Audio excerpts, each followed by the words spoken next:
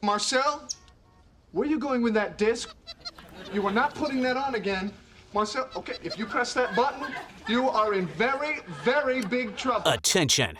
Everybody stop what you're doing. It's time for The Unwritten Rule, a Mizzou sports podcast brought to you by the Believe Network, alongside Payton Haverman and Kenny Van Doren. Here is your host, Jack Knowlton.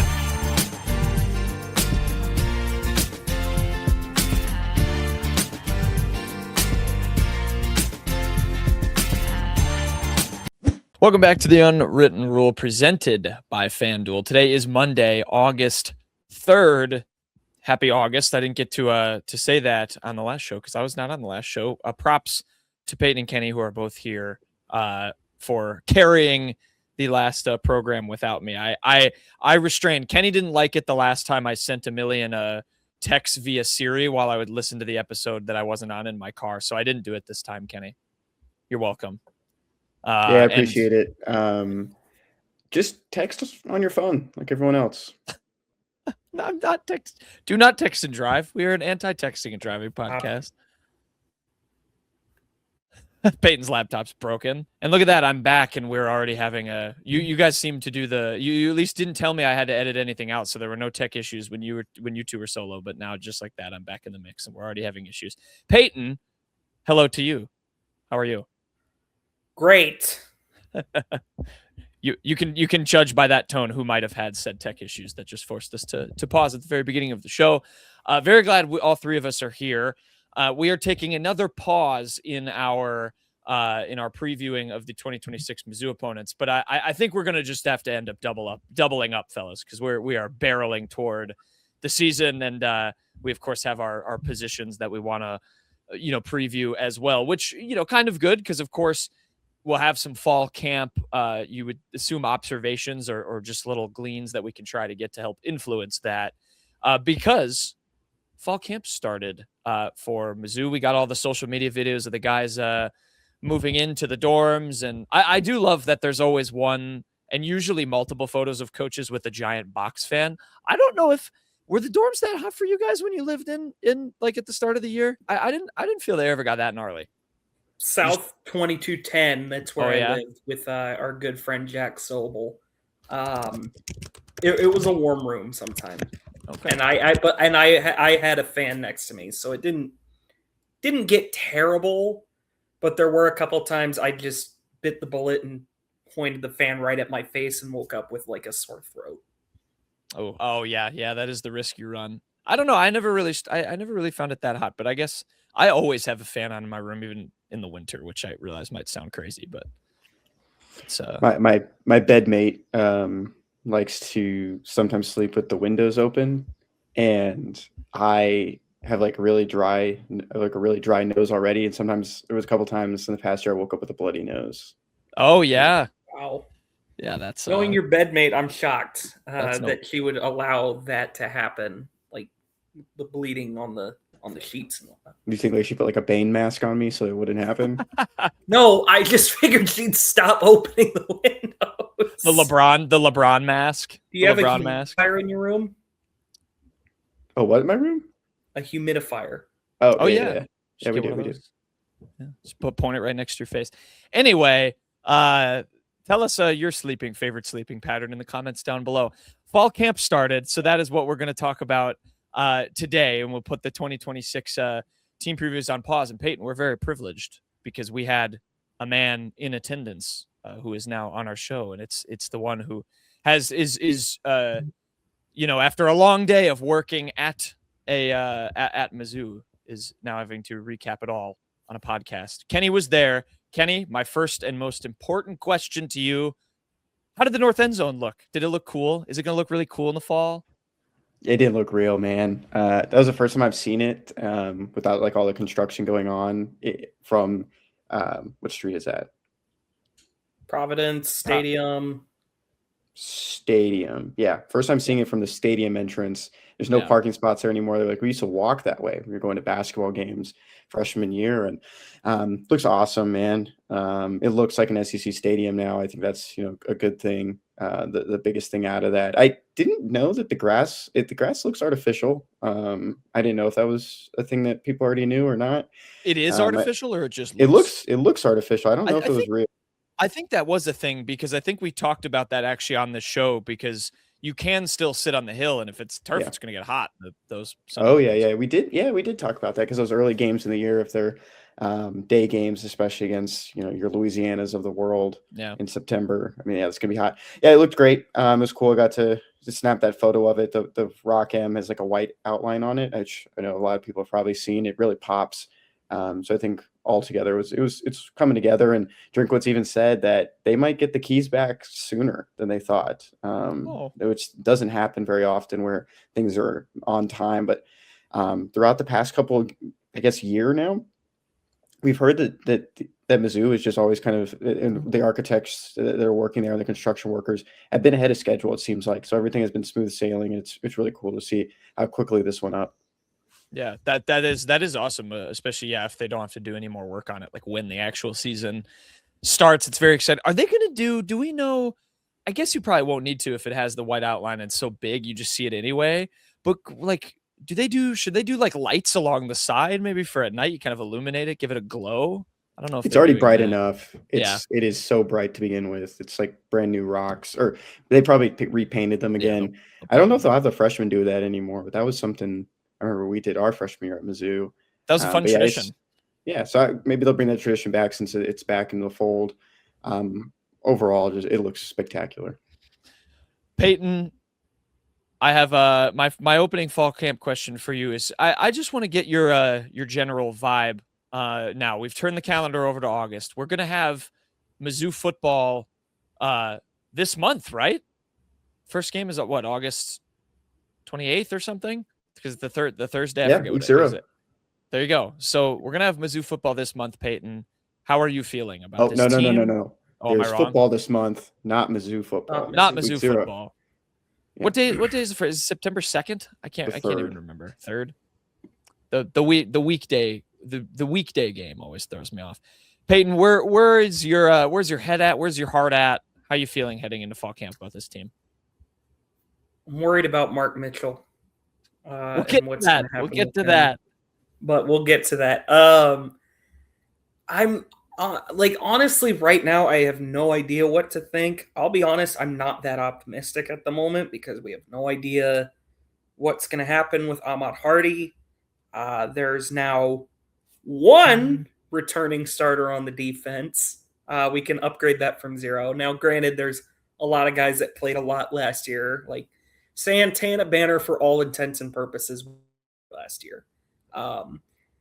But there's still a lot of new faces. I'm worried about the edge room. Obviously, there's the Hardy question, and also just Austin Simmons. I think it's a first-year QB, first year at Mizzou, that is. First-year OC. There's a lot of things that really kind of need to go right for Mizzou to have a really good year.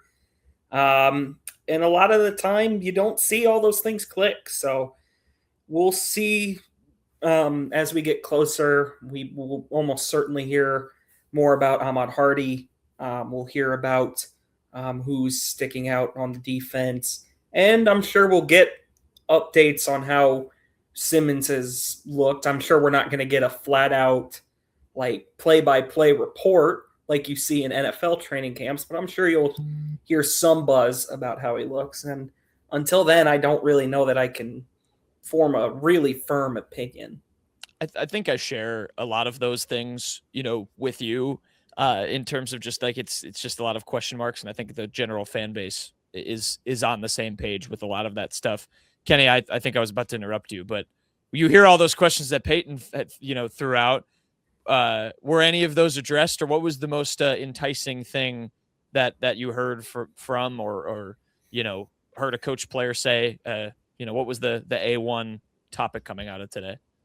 I'll point out just a couple of things real quick. The first time Mizzou had a first-year offensive coordinator. They went to the Cotton Bowl. So there's just always these cases where, we can look back at history, and Drinkwitz is trying to change it. He named his starting quarterback sooner than he has before, when there wasn't really a quarterback battle. He has a new quarterbacks coach coming in Garrett Riley, who's worked with Heisman finalists before. He's worked with very talented quarterbacks who've gone to the NFL. Chip Lindsey has success too. I think he's, making the right decisions, and you can still be, I'm going to say worried, but hesitant, just on what to expect of Austin Simmons. And I think that is fair. But I do think Drinkwitz and the staff are taking their time doing that. I think my favorite conversation, though, Jack, when you asked about that, was probably with Curtis Looper.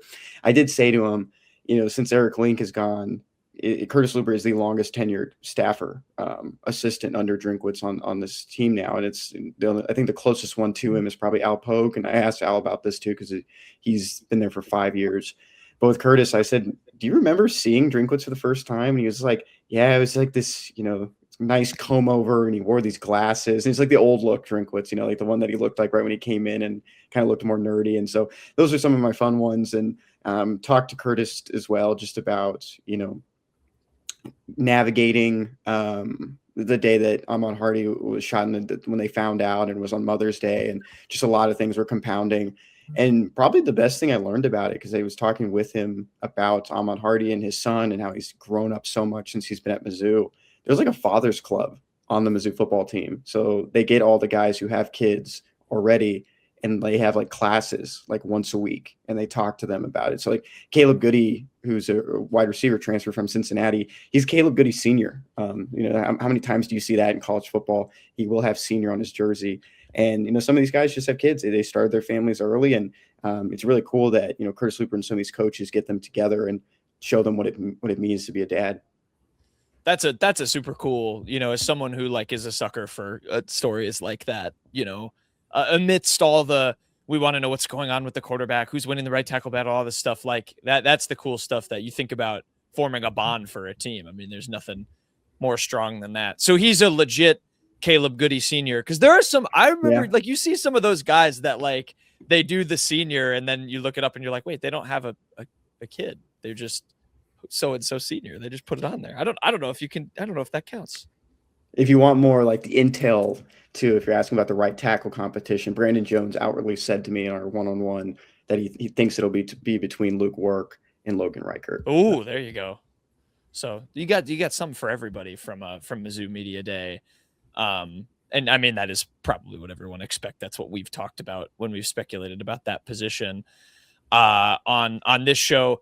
What did Austin Simmons say, Kenny? I know he was out and about speaking with the media at this event. Was pretty much every player available?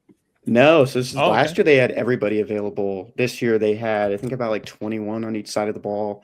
But still, I mean, it was the guys that were going to, be impacts this year. Like Zayshawn Edwards was talking, who's going to be running back too. I talked to Curtis Looper about that. Just the expectations of, him not possibly being, maybe he's going to be a guy that was going to play before Ahmad Hardy had his setback. And now it's going to be, he's going to have to step up as that RB2. And so a couple of things like that. But with you Austin don't mean Simmons, literal setback, right? You just mean no, sorry. I meant I just don't know what the proper way to say without coming off weird is he was shot. I don't, right. It's just a hard thing in to his say. recovery. Yeah. Sorry. No, there's no setback. I'm not trying to report anything just saying season got postponed or the start of the season. That's a better way to put it. He's recovering. He's recovering. So with Austin Simmons, I didn't talk to him. Kyle, who's the head man at Mizzou today, he was handling some of the big time guys, and I didn't talk to him. But the only thing I heard was everyone flooded his table before he even got there. This name tag got put out, and everyone flooded it. Later on, Garrett Riley, someone asked Garrett Riley, what's a good question for Austin Simmons? And said, ask him why he doesn't have a mustache. Because Garrett Riley has this huge mustache right now. And I don't know if it's for fall camp or what, but that's all I heard.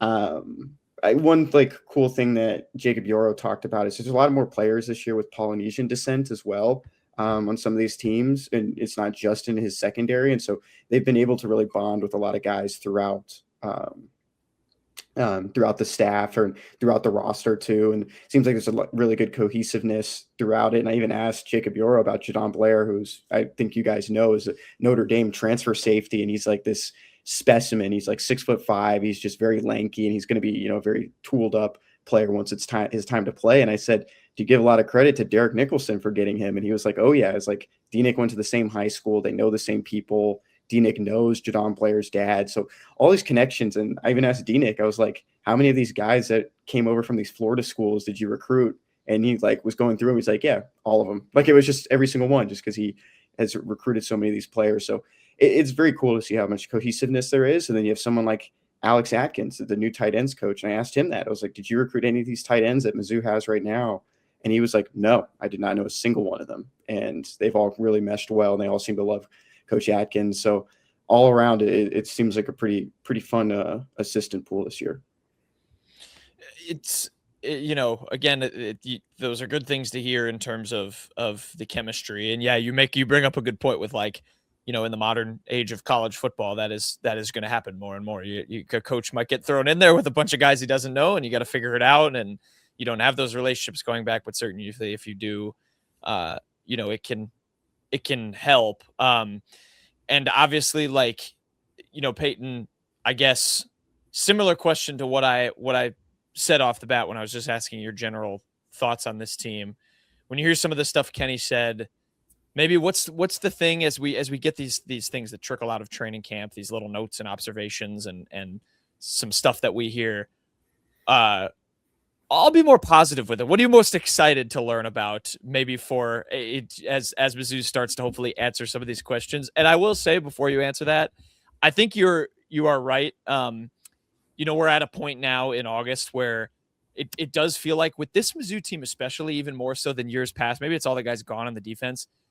I was thinking about this earlier today. We just need the games to kind of start. Like some of these questions just don't get answered until the team hits the real field, not the fall camp field. But anyway, I'll give you the floor on like maybe what you're most excited about with some of these question marks, maybe getting something answered before the first game starts. I mean, it's kind of hard to say any of this will be answered, but I mean, there's so many great athletes on this Mizzou defense. A lot of youth on it as well. I know Kenny mentioned Jadon Blair, who's just a specimen. Darius Smith, can he take another step forward? Because, I mean, he's got tools for days, no doubt about it. Some of those linebackers are phenomenally interesting. And to me, like, I'd love to see if Jeremiah Beasley can step up and maybe find a role. It's unlikely he leapfrogs either of Woodyard or Rodriguez, but can he get on the field and play a few snaps and flash? Elijah Dotson, another super highly rated guy out of high school that they get. Him and Beasley went to the same high school as well. I got a story on that. Coming soon. They were the first two guys that come out for the defensive part, and I said, "Can I just get you guys together?" And like, yeah, let's do it right now. So I have a story on them playing together again. Very nice. It's kind of just. That's the thing about the defense. It's very unproven. And of course, Santana Banner reportedly ran a blazing 40 and is very he's a specimen as well. So I got a story on that too. Wow. I'm just running through all these. Shameless plugs galore unintentionally. But I don't know. I think the defense, just looking at it, it's not a perfect, it's an unproven unit, but I really think there's a ton of potential on it. I think it could turn into, if things click, it's kind of like what I thought of South Carolina's defense a couple years ago when they did kind of explode with all those guys like Eman Wari, Dylan Stewart. They had, I feel bad that I can't think of the cornerbacks' names, but guys like O'Donnell Fortune. That's a similar vein to what I think Missouri's defense could be. I'm not saying they will, but it's possible. In all these conversations I had too, Payton, with some of these coaches, it's I think a lot of these position groups are very deep. And I think it's fair to say there isn't this one crazy standout guy yet. I feel like that's something when you get the season going, like Jack's saying, you start to find out, who are you're going to be your guys on defense and offense. We'll see that more. I think a lot of these position groups are very deep in terms of experience, tools, guys coming in from other Power 4 schools. There's just a lot of these names, but I feel like you just don't have your Johnny Walker, your Darius Robinson, your guy that's going to take over, or even, last year with Zion Young being your takeover guy on the edge. I just feel like we haven't identified that, but I think a lot of these position groups are very deep. I had the same questions that you do about the edge rushers, but I believe there's a lot of trust in Brian Early and what he's been able to do. And Dayton Hopkins, man, he looks the part. I saw him today too. I didn't get to talk to him, but saw him walk in. I think Mizzou's got something there, and I think Mizzou's really going to push him up the totem pole this year as well.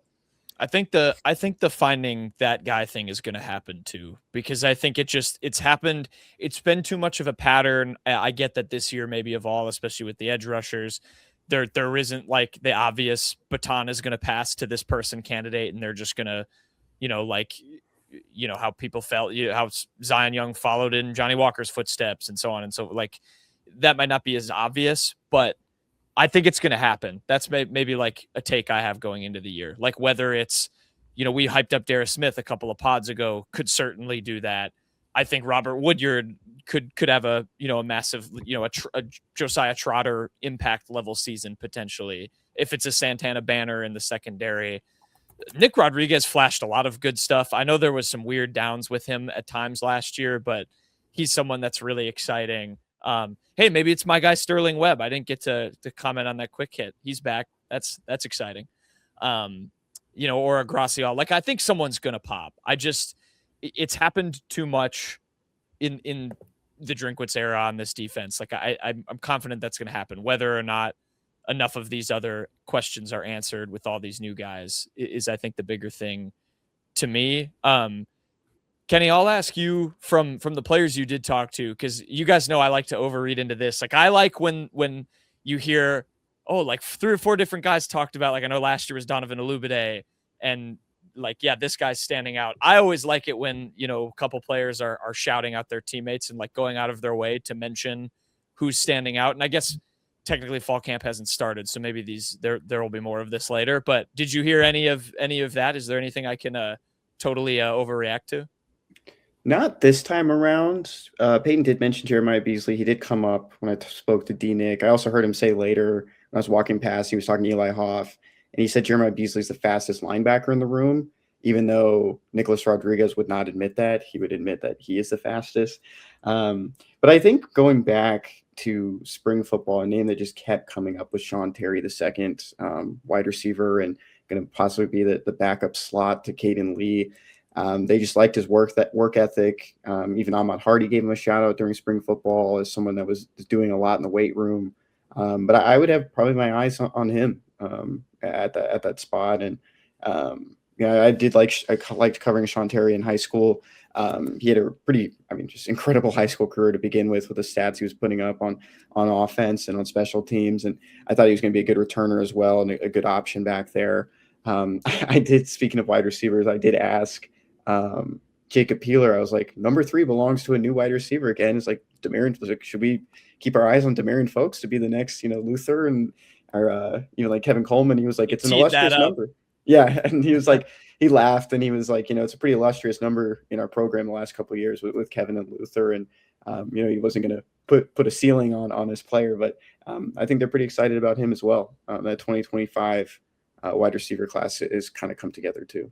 I like this. I like that we have a number that's growing in some significance. I always think that's fun. I think that's my biggest thing for fall camp is I just continue, like when you hear, a couple media availabilities in a row, like someone go out of the way to say so-and-so looks different or so-and-so has been moving different. He clearly was doing work. Like, I think, I don't know, in a Division I football, like locker room to, when you have guys going out of their way to shout out a teammate like that and talk about him in a certain sense, like, I don't know, it sounds obvious, but I sort of overanalyze that to a degree to like keep an eye on those players. I like hearing that stuff. I think there's something to that, but I remain excited. And I think players are honest about it. They're definitely going to tell you the player that is definitely catching your eye. We go back to even 2022 talking with Barrett Bannister, and like everyone wants to know how Luther Burden's doing. He already has his number. he gave a shout out to Mekhi Miller and said Mekhi Miller was having a great camp, and he didn't have the best career, I would say, at Missouri near the end, but in his freshman year he was contributing at a pretty high level, and he was in there when Barrett Bannister was injured, and was able to be that third down or fourth down guy. So I think that's always, you don't have to take these things with a grain of salt. I think you can actually trust what people are telling you. That's well put. I think the same thing. Like, I think, especially when it's not like a lobbed up question, I think there's something there where, if those guys are at the forefront of another player's minds. Anyway, other just takeaways, things that people should know, Kenny, that you gleaned from a media day one start of fall camp session for Mizzou. I wouldn't be surprised if we see some fluctuation at linebacker going into last year too. Trotter wasn't even a starter in the first game, right? But is that, am I remember? No, that he correctly? was. He was? I thought he definitely was. No, I remember. I'm gonna check. 99% sure he was. If Because he wasn't, he was playing very, very quickly after the first snap. That's what I was trying to remember. Like, sometimes, you go into some of these games and your presumed starters aren't the presumed starter. And even D-Nick, and I don't know if it was like semantics or, just trying to put things out there the correct way. But he said, everyone wants to pencil in Robert Woodard Jr. as a starting linebacker. He still has to earn it. I thought that was something interesting. And I brought up, I was like, did you guys watch a lot of his Auburn game, Auburn Mizzou game? And he was like, yeah, it was one of the best ones we saw. So I think that's something that caught my eye, is that, there's still a meritocracy, system involved. And, even though you have these guys as presumed starters, and I asked Jacob Yoro about this as well with the safety spot. I was like, is it fair to say, are we presuming Santana Banner as the starting star? And he was like, no, it probably could be the rover. Like, they just have not identified which guys will do what. And I think that's what they'll find out in these next 3 to 4 weeks. He was listed as the starter on the depth chart for the weak side. Then who was the other linebacker? It was, that started. Was it Khalil Jacobs? I bet it was Jacobs. Yes, it was. So there you have it. Yeah, that'll be interesting. I think that's again, hopefully a sign of the depth and at a position like that with the talent that's there, that is proven in the SEC. Like, you'd think it would be over, hey, we're worried that we might not have a guy here, and that's why we're saying this, over, I think it's the opposite. Payton, any more pre-fall camp thoughts from you? No, not really. I think we've really kind of talked over pretty much all we can talk about to death at this point. And we got position previews to kind of nail down more individualistic stuff, but I'm excited Sterling Webb is back. I'm gonna use that's the one thing you're excited about. I didn't get to I appreciated getting the jersey of the week in last week's pod, but hey, TROs, man. I'll take what does the T stand for? It's temporary restraining order. What does temporary mean? It means he'll be here for this season and then he'll depart like he should have. They wouldn't make it a rule if it didn't make sense, Kenny. I mean, come on. My last thing, I never spoke to Cody before. It's Cody Goodwin, right? Yes. Yes. I never spoken to Cody before. And I've seen him before, of course, Power Mizzou, and seen him on Twitter. And I went up to him, introduced myself, and I was like, my roommate in college for 2 years was Jack Knowlton, and he told me a story about Jack Knowlton on the Alabama beat. They thought they called him the computer because he didn't show up until like halfway through a season one year. So they never knew like if Jack was an actual person or not. So they would just call him the computer. That is true. I covered Alabama for a year and a half, and that first half of the year I didn't move down there, but I was always in the Zoom calls, for the coaches, and like I did everything remotely. So yes, I did live in the computer. Shout out to Cody, great guy. Glad I know a few members of the Mizzou beat, and that two of them can have embarrassing stories about me. That's really reassuring. Anyway, there's your little, I guess, fall camp teaser. And like Payton said, I mean, we're going to have the position previews. I'm excited to get into those. I've got some I've got some superlatives. I think we'll do the kind of hot takes thing again, and just things we want to throw out about different guys in the position groups, and make some predictions that we can then look back to and hopefully laugh at, because we got them wrong in like a good way, not in a bad way, like Kenny with Matt Zollers. Although I guess that that was a bad one. I don't, because you wouldn't want him to burn his red shirt, but it is funny that he. Well, that doesn't matter anymore. It's good for him that he played. Oh yeah, I guess you're right. It's 5 for 5. I love where college sports is at, and guess what? That's a perfect segue, because we're going to talk about more of that, particularly with these TROs affecting a certain Mizzou men's basketball player. We're gonna have a first lengthy quick hit to start off. Quick hits on the other side.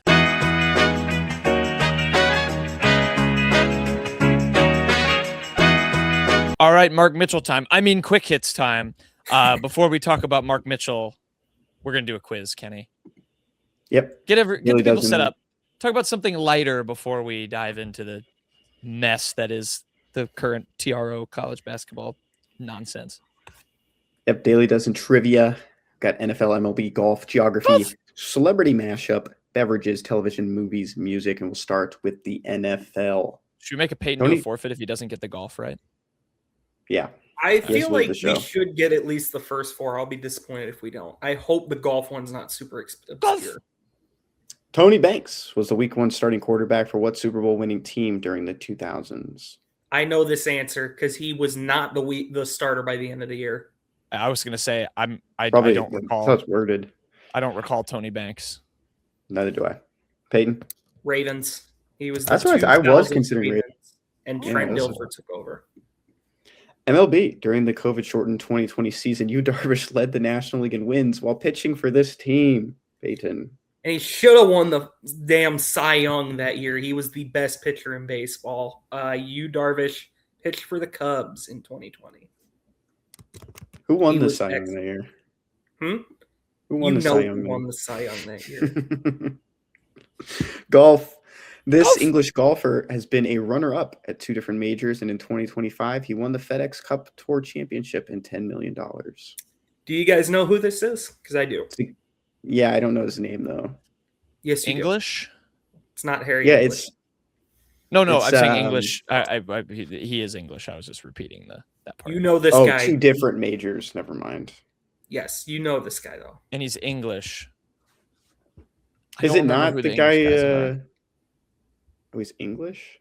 Wyndham Clark. No, he's American. Who finished second at the Masters this year? Scotty wound up finishing runner-up. Oh, he was. I think you might be thinking of Justin Rose, and it's not him. Okay, then I don't know. Who is it? I tried me hardest. It's Tommy Fleetwood. Way. Oh, Tommy hardest. Tommy Fleetwood's first ever win was. I was thinking FedEx about Cup that. I should just said that. Yep. Man, I should have said hardest. that. Geography. Peyton's carrying. North Dakota. Capital of what? Let him read the question. Nope, North Dakota. I think this is my biggest pet peeve of the show. Don't care. The people at home want to play along. There, we got the first 4. Glad we got the first 4. Celebrity mashup. Oh my god. The woman is Pops. Pepper Pops. Pepper Potts. Oh, no, not Natalie. Why? That's Pepper Potts' actress? Yes, yeah. It is. I'm very embarrassed. I know exactly what her name is, and I can't think of it. God. You want to? No. I'll look it up. You guess. I don't remember. I know who it is. It's like a very notable. She's in everything. Seven. Guys, she's in this 7 too. This is so bad that we don't. It's Gwyneth Paltrow. You don't need to look. Yes. Paltrow, Okay. Yes. Yeah. See, like 7. We knew that. I know who the guy is. Is that Christopher Walken? I was thinking the same thing. Does he have hair like that? I don't think he does.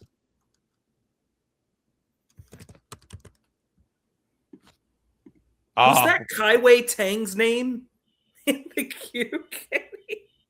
Where? I swear when you talked to Christopher Walken, Kai Wei Tang's name. There's no way. Kai Wei Tang. Beverages named in honor of Kobe Bryant, who was also an investor and partner in the company, Mamba Forever Strawberry Grape is a flavor from this sports drink brand. I have no idea. I Is this didn't know he even Gatorade? had a drink. I think it's just Gatorade. Risk. It's not Risk? Gatorade. Is it How can it be a sports drink and you can't look up Gatorade? maybe Powerade? Powerade, yeah. Oh, Core Power. What in the world is those. this? Is this Monster? Is that That's a an sports energy drink. I have no idea what this is. If it's not Just do Gatorade or Core, I don't know. Just move on from this. We don't know it. He has Television. no patience today. TV Land's first original series was a sitcom with Valerie Bertinelli, Jane Levy, Wendy Malick, and Betty White. Is this? Oh wait, no. Oh, that's not. TV I was thinking that said Jean Levy. That's not Jean Levy. It's Jane Levis. I don't know what Betty White was in. TV Land's first original series. It's not Golden Girls that aired No, for that would way be longer in, than like, that. the 90s, yeah. I don't know. Movies. Wow, we're falling apart. Simple-minded folks did not believe a dog Here, could bud. play basketball before this 1997 sports dramedy that spawned a massive direct-to-video film franchise. Airbud. I didn't know that Airbud was never in theaters. That makes sense. I wouldn't go see Airbud in theaters. Yeah, that's probably a good point. This singer-rapper's 2008 album Mail on Sunday had 3 singles: Low, Elevator, and In the Air. Come on, guys. Come on. But it got low. There you go. Low. Apple bottom jeans. You don't know who? Are you just waiting to type it in? Is it Will I Am? No. Will I Am? Are you kidding me? It doesn't sound a 50? thing like Will I Am. No. Guys, I don't know who sang that song. Seriously? Yeah, no idea. Florida, guys. Oh, that's what I thought it was Florida. Come on. Nope. FLO space. Flo Is Rida. it Flo Rida? Really? I did not know that. Yeah, I knew that. Who made Low? You guys didn't know that? Wow, 53% of people got beverages. Body armor. Body armor. I vaguely Don't remember drink that. body now. armor. Daniel Day-Lewis. Daniel Day-Lewis. Jesus, how old is that? Is he in that photo? Television, Hot in Cleveland. Not in Cleveland. No Never heard idea. of it. Absolutely no idea. All right. Yeah. Jerseys of the week. It's time. You know what? I do a lot of intros, but this is Kenny's jersey, or I said jersey of the week. Tiger in the Wild. It's been a long day. Tiger in the Wild. It's Kenny's pick. So Kenny can go ahead and introduce this one. My Tiger in the Wild is former Missouri forward Mark Mitchell. He plans to enter the transfer portal. Joe Tipton of On3 reports Mitchell averaged 18.3 points per game last season. This comes on the heels of a decision from Judge Charlotte Sweeney, who ordered the NCAA to declare eligible all class of 2022 athletes who exhausted 4 seasons this spring. That's it. Yeah, we can move on. You're Tiger in the Wild? Yeah, if only. And now there's like an updated clarification that like it doesn't mess with the roster limits. If you weren't in the portal apparently in April, you might not be able to even transfer. Which I don't know how This sucks. I hate it. This is really stupid.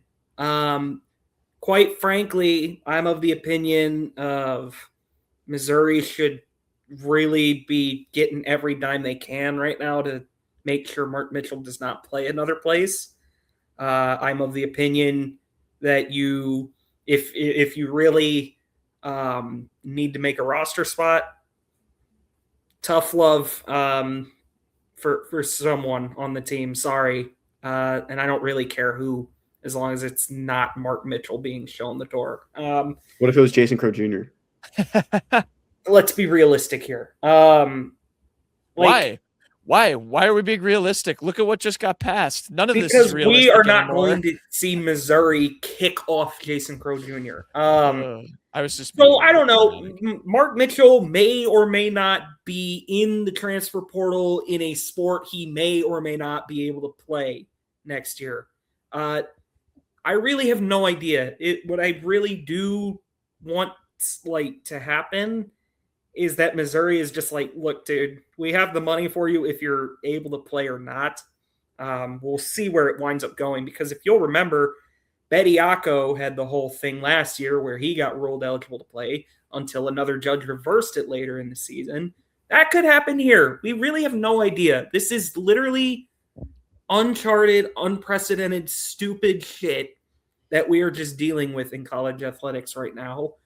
That 2 months before the season starts, a tidal wave of players might be eligible to play again or not.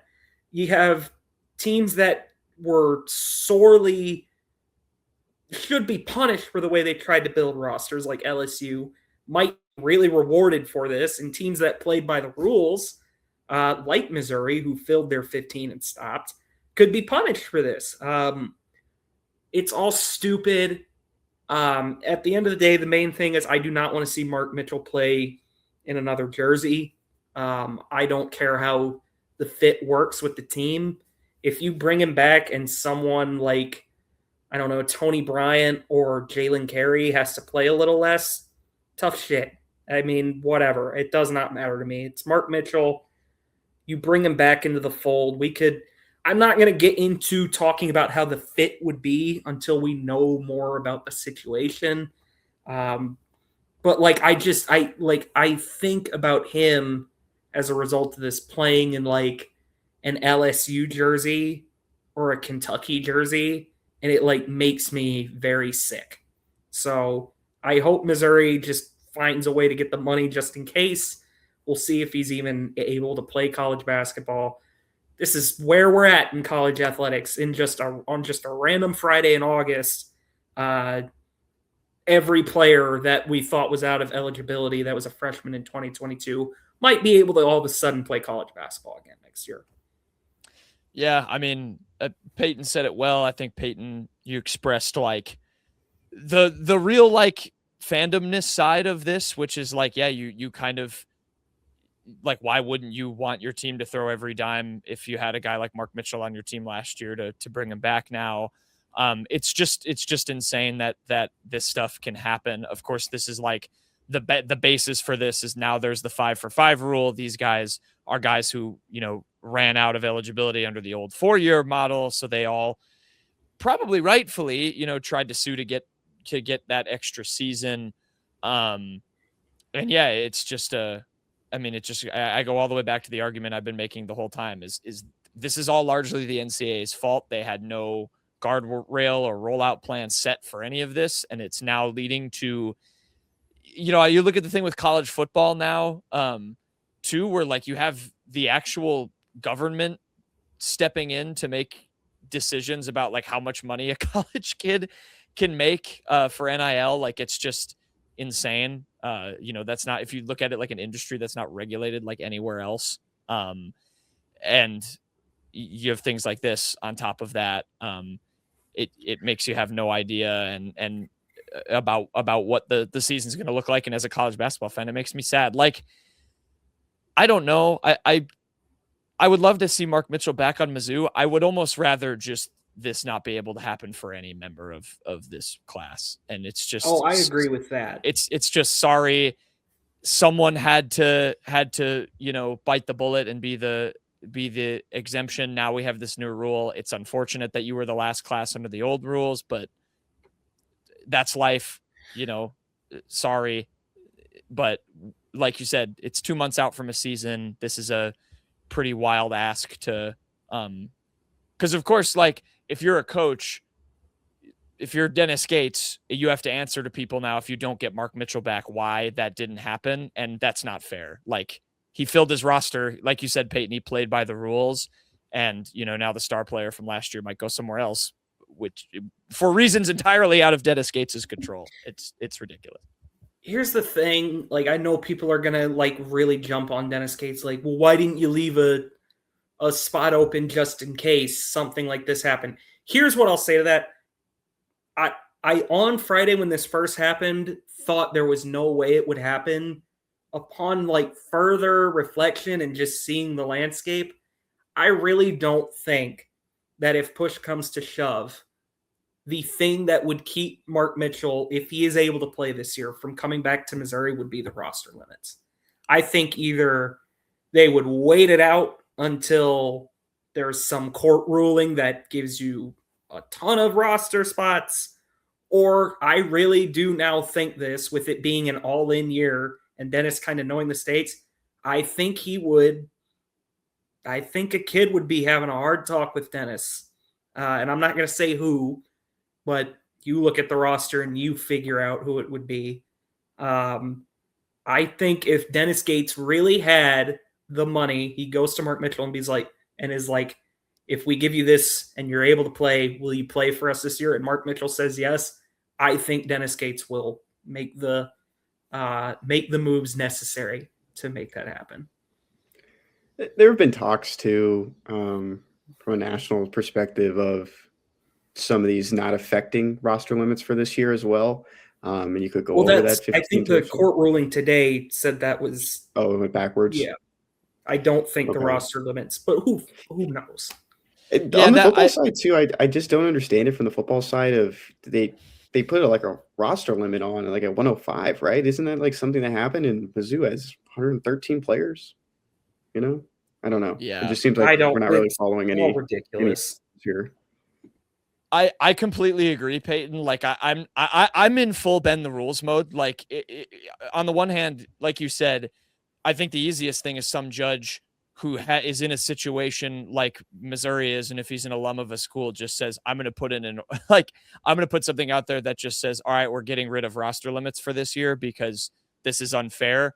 Or I'm in full break the rules mode, and like you add this guy if you're Dennis Gates and you live with the consequences later, or you hash it out and you make it a big thing. Like I think that's just where you have to be at now. You got to do. These are people trying to protect their jobs. They're going to do they have every right to do everything they can to, in this case, bring a guy back that he knows would make a difference to his team, and he knows that would help his status with the fan base. Like that's a no-brainer to me. I think you do whatever you can. I'm with you on that. And like, also, I think we should mention, if you're looking at it as, well, Mark Mitchell put his name in the portal, he's absolutely gone.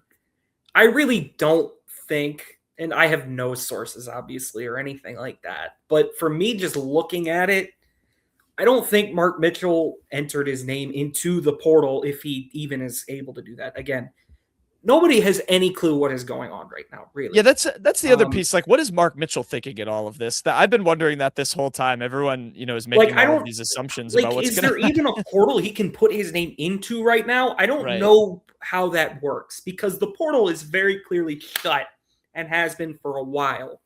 But Mark Mitchell, quote unquote, putting his name in the portal, you have to look at it from his perspective. He's looking at Missouri like, well, even if I want to go back right now, they don't have a roster spot open. I don't know how the roster spots will work. They may not have the money. I at least have to keep my options open. It's very possible he put his name in the portal, still very much wanting to come back to Mizzou. It's possible he put it in wanting to go somewhere else, but I kind of don't buy that being the case with just how everything went down with him. Seemed like a very, very productive and fruitful relationship for all involved. So I'm sure yes, he's in the portal, but I have a feeling like Missouri will get its fair chance to get him back if they're able. I just think you can't really. I'd struggle to even speculate on that, on any of that with what's going through the player's mind. I think they don't know just as much as, like you said, the safest thing to assume is probably just that everyone's keeping their options open because they know very little more than I think what we do about what their future looks like in this sport. And I look forward and I hope that we get so now they tell a story from one, whether it's Mark Mitchell or someone in this class after all of this, a year from now, to hear just how this process was for them, because that is very, very intriguing to me. Because like we've been saying, this is just stuff that hasn't happened before. it's insane. I mean, we'll keep following it, obviously, ourselves and reacting to it like all of you are. But our reactions are, we don't know anymore. I don't think many reporters know very much more than the average fan right now. I mean, this is just I don't know that players and teams know more than us right now. Yeah, that's what I'm saying. It's the Wild West. I don't know. Ridiculous. But I think we. All right. Okay. Sorry, everybody. I was fading into the night. I forgot to turn a light on in my setup while we were talking about that. I'm back. And Payton, who is your Tiger in the Wild? My Tiger in the Wild is going to be someone I didn't know until like 4 hours ago. It's Antoine Wilkes Jr. Why am I doing this? Because, Kenny, he is the number 5 player in the nation, and he's visiting Mizzou. He is, of course, from Cass Tech as well in Detroit, Michigan.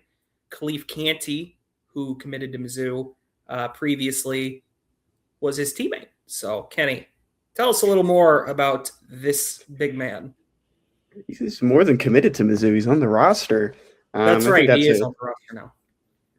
Mizzou has connections through Detroit, of course. They have a commit right now in the 2027 class, and Trey Britton, who's from Belleville, right outside of Detroit in Michigan. And Antoine's he'll be a 5-star eventually. I don't know how many 5-stars there are in the Rivals 300 for the 2028 class. I can pull it up real quick on here.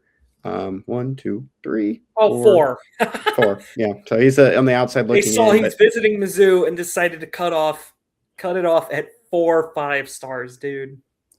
Yeah, he's a big time prospect up there at Cass Tech, and of course played opposite of Khalif Canty. And Mizzou has its connections to Cass Tech too. There's a former linebacker that's a linebackers coach for Cass Tech right now.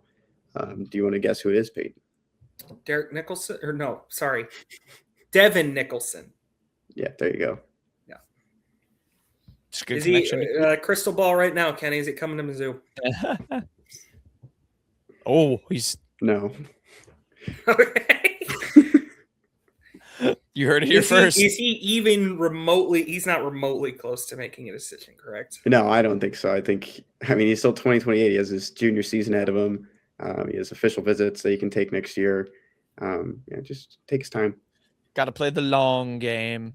All right, my Tigers in the Wild are going to go to Dominic Giudice and Caden Green. They both landed on PFF's highest graded returning SEC offensive lineman. Also, call back to the last podcast. I know you guys talked about Gooseby of Texas, and Peyton, I remember you saying you weren't sure who else is good on that O-line, but it looks like Melvin Siani was quite good last year. So he's at Texas too. Mizzou, Texas, and South Carolina, all with two names each. But Caden Green, number 1, 83.9. Very good player, Caden Green, in case you didn't know. It's very exciting. If you're an Oklahoma player and you want to be developed to go be a pro, come to Missouri. That's clearly what's happening with Caden Green. I always like to bring that up when Caden Green's on a list like this, because OU fans were very salty when Caden Green left. And of course, that makes a ton of sense. And a lot of them were like, well, I guess he chased a bag and didn't care about his prospects of making the NFL. And pretty clearly going to be a very well-compensated man come next April or so. You can read the Cliff's Notes version of what Payton said with the first comment to this tweet. Kenny, your headline. My headline this week comes from Inside Texas on the On3 network. Boom! 4-star running back Landon Williams-Callis commits to Texas. That's boom with 3 M's or 3 O's. Whoa! Why is it just me? What have you done, Kenny? I might have hit that on accident. I think I hit it on accident while I was trying to move my cursor. That's staying in the show. So Landon Williams-Callis committed to Texas over Texas A&M, Missouri, SMU, and Houston. Missouri was given its best shot with him and tried to do its best to have one of the best recruiting classes or running back classes for the Tigers ever. And this is going off the rails. But ends up going to Texas. It's not even like a miss. I don't think you can say a miss for Missouri, but Missouri did its best to try to stay involved in his recruitment until the end. It's tough. Oh God. I said to myself, I was not going to watch his commitment ceremony because it was almost never going to go to Missouri's way. I did anyways. And it took them like 20 minutes to get to the commitment, and it sucked. I used to pick Missouri. I used to love those, and then I started to know too many people who like started following and covering the recruiting world, and it would get spoiled. You know, you find out before, and they would just tell me, and I do the same thing where I'm like, maybe they'll sit at the table and look at that Mizzou hat and be like, change your heart. No, pretty set in stone. Tough one. Not gonna land them all. Payton, your headline. Here's a Kenny headline. Pass rusher Jadeveon Clowney reaches deal to reunite with Texans. All right, Kenny. Yeah, aren't you excited? Kenny did not write this headline, for clarity. It's true. excited? Yeah, this is awesome. Against Michigan, he said remember? Yeah. Oh, that was this guy? What bowl game was that? Maybe you've heard of it. You look what up a hit. best football South Carolina deserves to have it. Ever after you get by those like old and sport beds of like the sport cases with the trap beat. Yep. It'd be the Jadeveon Clowney hit. What's up, Wheels? No free ads. My only thing on this, he had an exclusive interview with the Houston Chronicle, and he said he's grown up, which I believe so, because he's like 34 now, 33. But this is cool. Nonetheless, very cool. That is fun. You think Zach's happy? I don't know. I didn't see him tweet anything. Good for the fans like our age. That's a good throwback. All right, my headline. I'm doing a baseball one to get my two favorite baseball experts' take on it. My headline from ESPN: Dodgers land Tarek Skubal in blockbuster trade with the Tigers. I'm half doing this to make fun of myself. As you can tell, I'm not in my usual setup. I have been traveling. I was visiting with a lot of my longtime friends who are also fellow Brewers fans. I may or may not have had multiple many-minute conversations about the potential Milwaukee Brewers pitching rotation with Tarek Skubal, and then he went to the Dodgers the next day. So that was really awesome. I may have yelled some expletives when I saw the news. And the best part is they traded nothing to get him, so they're going to win the World Series again. And it wasn't nothing. It was not a nothing package. Zaire Hope is one of That's not what Twitter said. It was a lot, but it was not what it should have cost to get Tarek Skubal, in my opinion. Here's why, and Kenny can correct me on anything wrong I say. Zaire Hope, who originally was a Cubs draft pick, actually, is very, very toolsy, very, very young, and has really rapidly ascended through the minors. That's a great piece. I will absolutely, a lot of people were making a big deal about how he's like number 6 on Dodgers prospect lists on some sites. I don't believe that really matters. Don't they have I was just reading this. Don't they have like a top 5 farm system, the Dodgers? Yeah, probably number 2 or so. Yeah. Zaire Hope's a great piece. The thing about the other 2 pieces is that I just did not think those were very great additions. River Ryan is going to be 28 years old in 2 weeks and he's pitched how many games in the majors, Kenny? 4? And that was 2 years ago. Got hurt. Yeah, then he got hurt. That's not even a prospect to me anymore. He's going to be 34 years old by the time he reaches free agency under the current set of rules. That's insane that they gave up the best. I don't think he's that much younger than Skubal. He's older than Juan Soto. Put that in perspective. He's older than the best hitter in the guy who has been the best hitter in baseball for almost a decade now. Kenny knows very well about that. And then the third guy, he was just kind of he's more the wild card. Kenny, you might know more about Brady Smith than me. I know he has a ton of strikeouts, but oh yeah, I don't think he's ever won a game as a pro. Brady Smith? Yeah. Are you kidding me? That's kind of. I think he's 0-11, which doesn't matter. That doesn't matter, but that's still staggering. Yeah. Knowlton, I will say, it's kind of embarrassing the Brewers could not top that offer. I know there's the argument about how, well, these smaller market teams, they have to keep their cost-controlled players to stay good. The Dodgers don't have that issue because they'll just buy whoever they need to replace. I would counter with, if this isn't the team the Brewers go all in on, I don't think there ever will be one. The idea of them going Mizzou and Skubal in games 1 and 2 in whatever playoff series what are you shaking? Your pronunciations are just awful. Skubal. You do it on purpose. Mizzou and Skubal. Skubal and Mizzou.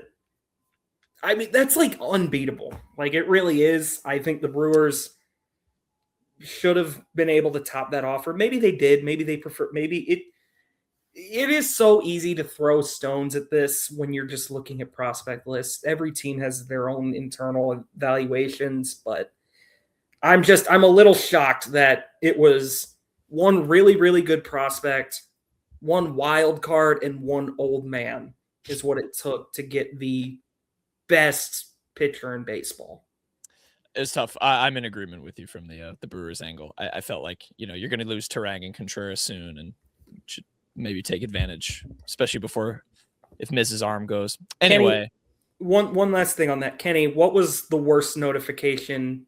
Pretend you're not an Astros fan for a second. Pretend you're a Cleveland Guardians fan. Do you think that notification would have been worse to get, or in 2019 when Zach Greinke got traded to the Astros? Because, I mean, my immediate visceral reaction to Skubal was the same as when the Astros got Greinke. I was like, this is not fair. I think in hindsight, the Astros just robbed the Diamondbacks. When you look at that package now, it was not even fair on the WAR return. This guy won 2 Cy Youngs. Like, he is the reigning Cy Young winner. I think this one's a little bit probably harder for people to swallow. It's not fair. They're going to win the World Series again. All right, Payton, end the show. All right, I'll get you out of here quickly on our Washington National of the Week. It's going to be Michael Blazek, who pitched 4 games for the 2019 Washington Nationals. He was a Milwaukee Brewer for the 2013, 2015, 2016, 2017 Major League seasons. In his 4 games, he pitched to a 7.20 ERA over 5 innings. He did not strike anybody out. Moving on to our joke. Guys, this one comes from our favorite TV series, The Today Show. Guys, why did the gym go out of business? It didn't work out. It didn't work out. Good job. Oh, I got the joke on the spelling. I got that right, by the way. Well, I called that before Payton said it. The witch's favorite subject in school. Also, blue for English language arts is insane. It's not blue. Blue is true. Math. Blue is math. Correct. True. Yeah. All right, let's get Kenny out of here. He's got to go. All right, everybody. We'll have the Georgia team preview next, and probably another one because we're going to have to double up. So stay tuned for that. Maybe I'll do the next whole show in the dark after the Dodgers win the World Series again. That is my last note. We will see you all on the next one.